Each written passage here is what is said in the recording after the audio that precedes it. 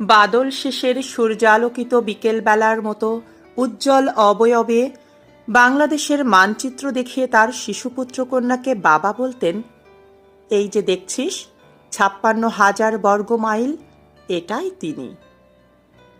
কোনোদিন উদাস চোখে বাড়ির পাশের বিদ্যাপীঠে পথ পথ করে উঠতে থাকা পতাকার দিকে আঙুল তুলে বলতেন, গর্বিত এই লাল সবুজেই মিশে আছেন তিনি, বড় হয়ে ওখানেই পাবি তার প্রতিচ্ছবি। ঘটা করে বাসার গ্রামোফোন রেকর্ডে বজ্রকণ্ঠের আবৃত্তি শুনিয়ে বলতেন, কবিতাটি মুখস্থ বললে গোটা ১ টাকা পাবি। ১ টাকার লোভে মুখস্থ বলতাম কবিতাটা। কিছু শব্দ অচেনা ঝড় তুলত রক্তস্রোতে। বাবা বলতেন, অটুট বিশ্বাসে জেনে রাখিস, এই কণ্ঠস্বরই আমাদের স্বাধীনতা। রক্তে তোলপাড় করা এ অনুভবের নামই স্বাধীনতার চেতনা। বাঙালি জাতির সবচেয়ে প্রিয়তম কবিতাও এটা। লালন করিস পরম মমতায় এ কথামালা আমৃত্যু।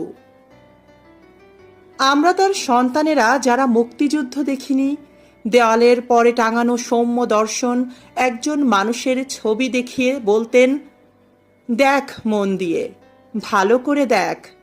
একই সাথে এ মুখে খুঁজে পাবি রবীন্দ্রনাথ, নজরুল আর জীবনানন্দকে। এই বিশাল মানুষটি আমাদের মহান মুক্তিযুদ্ধের জাদুকর, মহাকবি। মনে রাখিস, আমাদের মুক্তিযুদ্ধও তিনিই প্রিয় মাতৃভূমি, আমাদের বাংলাদেশ। সৌম্য মানবের নাম বলতেন শেখ মুজিব।